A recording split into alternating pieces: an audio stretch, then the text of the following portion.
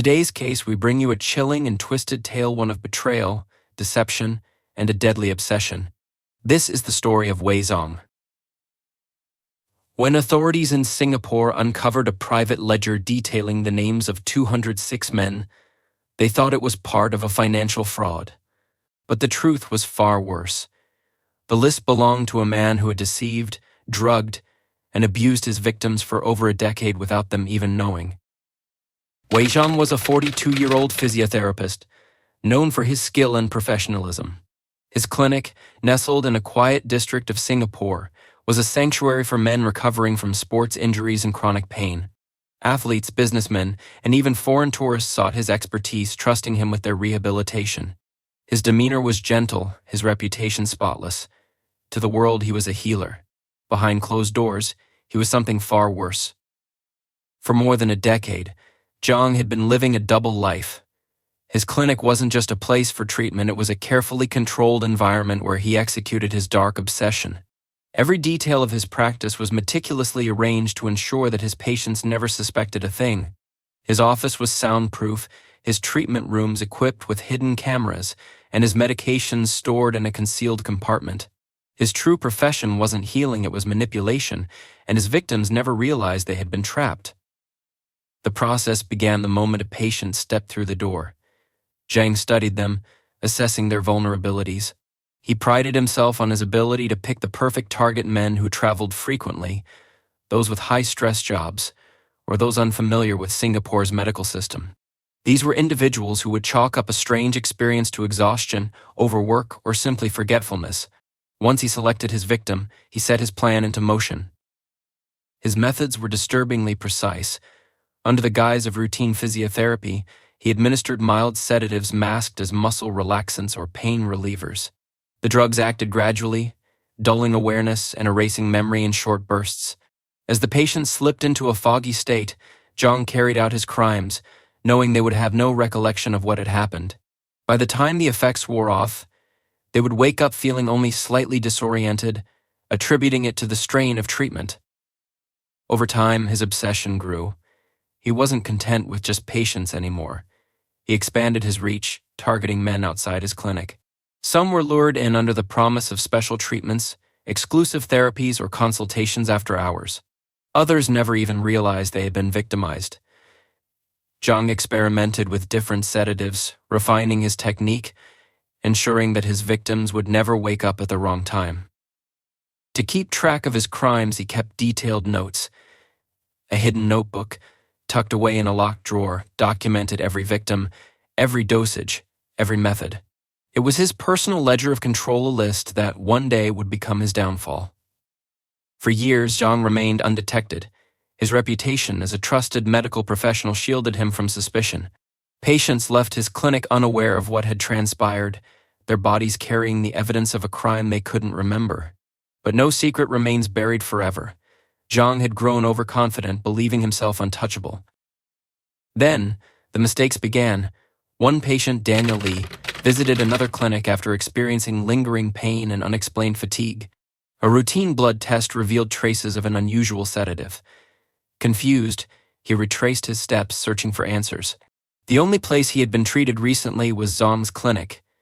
It was the first thread in a web of deception that was about to unravel. A single suspicion wasn't enough to bring Zhang down, but it planted the seed of doubt. The case might have ended there, if not for an unexpected discovery.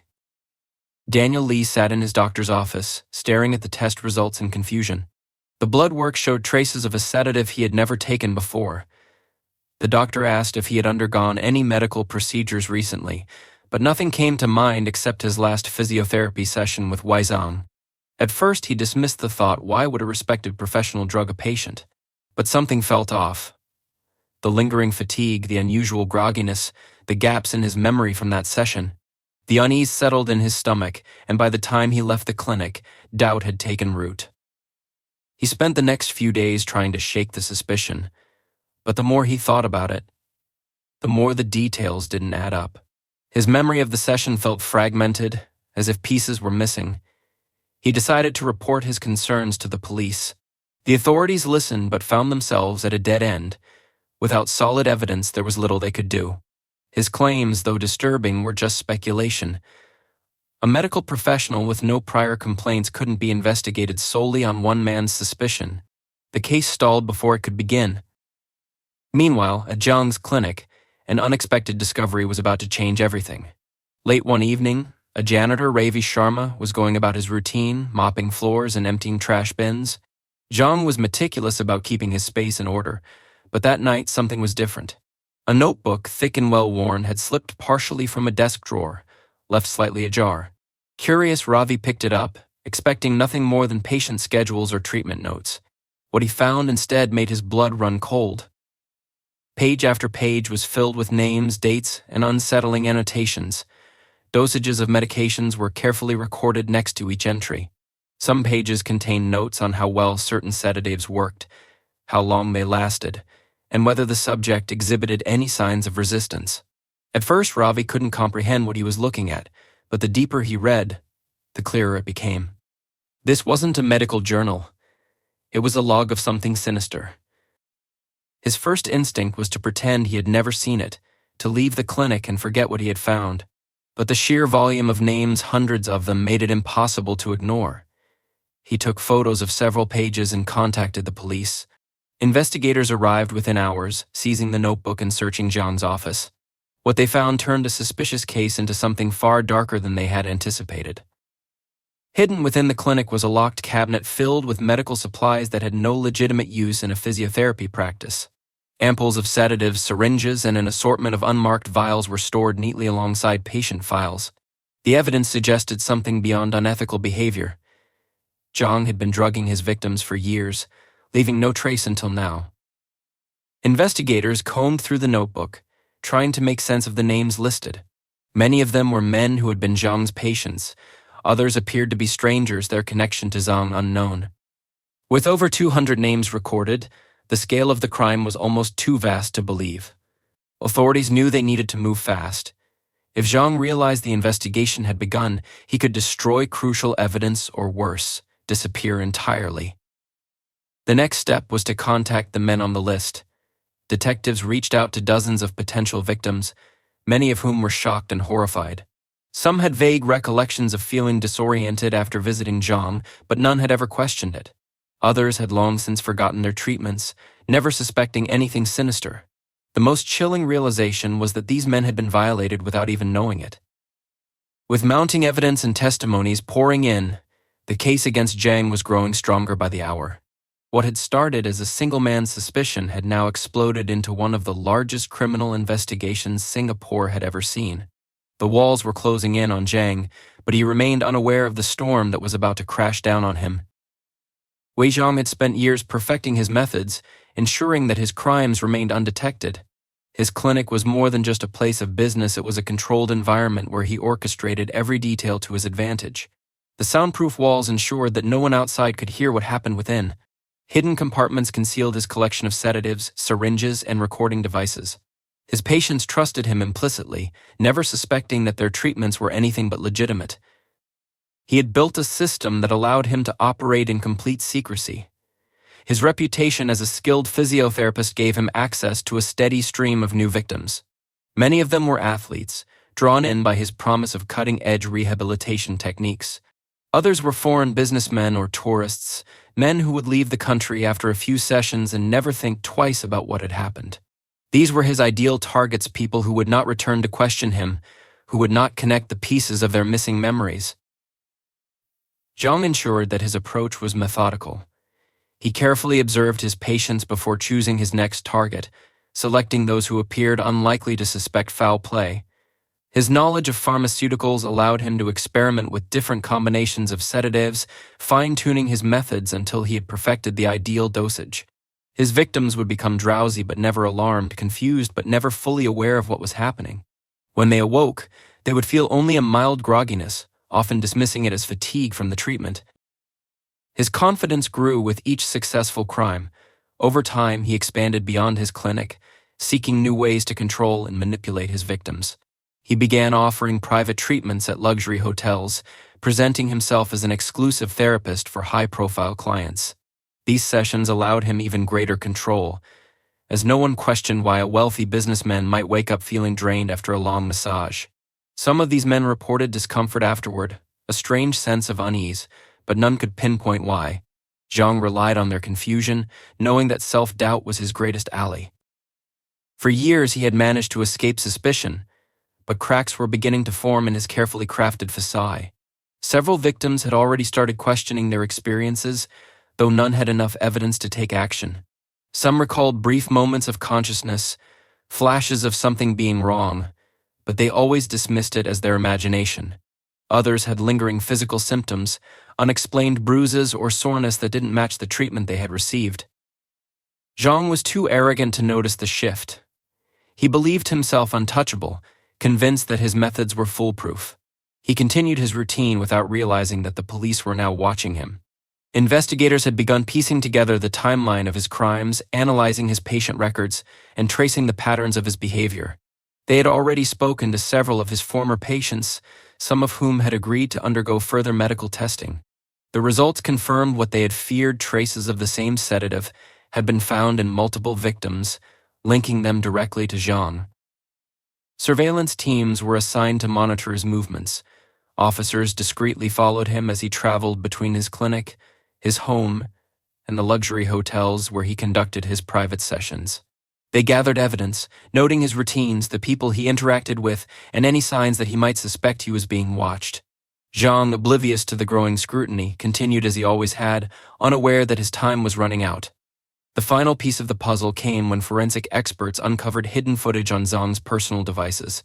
Investigators had obtained a warrant to search his home, expecting to find medical supplies and additional patient records. What they discovered instead was undeniable proof of his crimes. Hundreds of video files, carefully cataloged and dated, documented his abuse in chilling detail. Each file corresponded with an entry in his ledger, confirming the sheer scale of his operation. With irrefutable evidence in hand, the authorities knew they had to act fast. Zhang was no longer just a suspect, he was a predator who had evaded justice for far too long. The net was closing around him, and for the first time in over a decade, he was no longer in control. Wei Zhang was completely unaware that law enforcement had gathered enough evidence to bring him down. For years, he had lived with a sense of invincibility, believing that his reputation as a respected physiotherapist made him untouchable. He had covered his tracks meticulously, leaving no immediate evidence that could tie him directly to his crimes. But the weight of his own arrogance had led him to make mistakes that had now placed him directly in the crosshairs of investigators. Authorities had been monitoring him for weeks, tracking his every move and preparing for the moment they would strike. The search of his home had given them everything they needed: video recordings, patient logs, and a chillingly detailed account of each of his victims. Every name, every date, and every dosage had been written in his own hand, serving as a record of his crimes. The files on his computer left no room for doubt. His dark secret had been exposed, and there was no way out. The police planned the arrest carefully, ensuring there would be no opportunity for Zhang to escape or destroy evidence. On the morning of the raid, plainclothes officers surrounded his clinic while others waited near his home. They knew his routine: he arrived at the clinic at precisely 8 a.m. each morning, never late, never early. As he walked toward the entrance, unsuspecting of the fate that awaited him, officers closed in. Zhang barely had time to react before he was handcuffed and escorted into a police vehicle. His employees and patients watched in shock as their trusted physiotherapist was taken away by law enforcement. Some were confused, others whispered in hushed tones, wondering what could have possibly led to such a dramatic scene. None of them could have imagined the horrifying truth that was about to be revealed. Back at the station, Zhang remained eerily calm. He refused to speak, his expression unreadable as officers laid out the evidence against him. The search of his clinic had uncovered even more incriminating material: additional sedatives, hidden cameras disguised within treatment rooms, and an encrypted hard drive containing files yet to be analyzed. He listened in silence as investigators described their findings, showing him the very records he had kept so meticulously. Forensic experts worked tirelessly to decrypt the remaining files, knowing they could hold even more damning evidence. The video recordings alone painted a disturbing picture of Zhang's actions, documenting years of abuse against men who had trusted him completely. Some of the victims had already been identified, their names matching those in his ledger. Others remained unknown, their faces captured in the footage, but their identities yet to be confirmed. As news of Zhang's arrest spread, the media erupted with headlines detailing the shocking case. Former patients began coming forward, some recalling unexplained gaps in their memory after visits to his clinic, while others had always felt something was off but never questioned it. The sheer number of victims stunned the public. Minus 206 men, possibly more, all unaware that they had fallen prey to a man they believed was there to help them.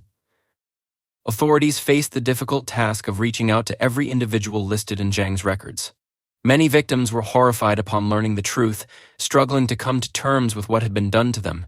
Some refused to believe it, unable to accept that someone they had trusted could have violated them so completely. Others were too ashamed to speak out, fearing the stigma attached to such crimes. Despite the overwhelming evidence, Zhang remained silent. He neither confessed nor denied the accusations, his cold demeanor unsettling even the most experienced investigators. It was as if he believed he could still manipulate the situation, that somehow he could regain control. But the reality was clear: there was no escape, no way to silence the voices of his victims. The full force of the law was coming for him, and this time, there would be no way to hide. Wei Zhang sat in his prison cell, stripped of the control he had once wielded over his victims. The walls around him were cold, unyielding, nothing like the carefully curated environment of his clinic, where he had orchestrated his crimes in secrecy. His arrest had sent shockwaves through the community, and as more victims came forward, the full scale of his actions became impossible to ignore. Investigators continued to unravel the depths of Zhang's depravity. His encrypted hard drive had finally been cracked, revealing additional files, some dating back nearly 15 years. Each file contained detailed notes, videos, and even photographs of his unsuspecting victims. The meticulous documentation was unlike anything the authorities had ever seen. It was as if he had been keeping trophies, recording his crimes not out of necessity, but out of a twisted desire to relive them. The prosecution built an airtight case against him. The evidence was overwhelming: video footage, patient testimonies, medical records, and the chilling logs he had kept over the years. More than 100 victims had come forward to testify, while forensic specialists confirmed that the sedatives found in his clinic matched those detected in multiple victims' blood samples. There was no way for Zhang to deny what he had done. The trial was one of the most high-profile cases in Singapore's history. Courtrooms were packed with journalists, victims, and members of the public horrified by the revelations. As each piece of evidence was presented, the reality of Zhang's actions became undeniable. The victims, many of whom had initially been too ashamed to speak out, now stood united in their demand for justice. Their testimonies painted a haunting picture: men who had trusted Zhang, only to wake up confused, unable to remember what had happened during their sessions. Some had suffered long-term psychological trauma, unable to shake the feeling that something had been taken from them without their knowledge. Zhang remained emotionless throughout the proceedings, showing no remorse as the accounts of his crimes unfolded before the court. Prosecutors emphasized the premeditated nature of his offenses, detailing how he had carefully selected his victims, experimented with different sedatives, and ensured that his crimes would go undetected. His actions were not impulsive, nor were they the result of a single moment of weakness. They were calculated, deliberate, and repeated over the span of more than a decade. When the verdict was finally delivered, there was no surprise. The judge, in a scathing condemnation of Zhang's actions, handed down the maximum sentence allowed by law. He was found guilty on multiple counts of sexual assault, abuse of medical authority, and illegal possession of controlled substances. The sheer number of victims ensured that he would spend the rest of his life behind bars, a fate far removed from the world of control and deception he had so carefully crafted. The case left a lasting impact on Singapore's medical community. Regulations surrounding private physiotherapy clinics were tightened, and background checks on medical professionals became more rigorous. Zhang's case became a cautionary tale, a reminder that even the most trusted individuals could harbor dark secrets. His name, once associated with healing and expertise, was now synonymous with betrayal and horror. For the victims, the road to recovery was long and painful. Many struggled with the knowledge that they had been violated without their awareness, that their trust had been exploited in the worst possible way. Some sought therapy, while others chose to remain silent, unable to confront the reality of what had been done to them. But for all of them, justice had been served. The man who had preyed on them for years was finally behind bars, stripped of the power he had once held. Even in prison, Zhang remained a mystery to those around him. He never spoke about his crimes, never admitted to what he had done. It was as if he still believed that he had outsmarted the world, that he was in control. But the truth was clear: his reign of terror was over, and he would never walk free again. This case serves as a chilling reminder that true evil often hides in plain sight.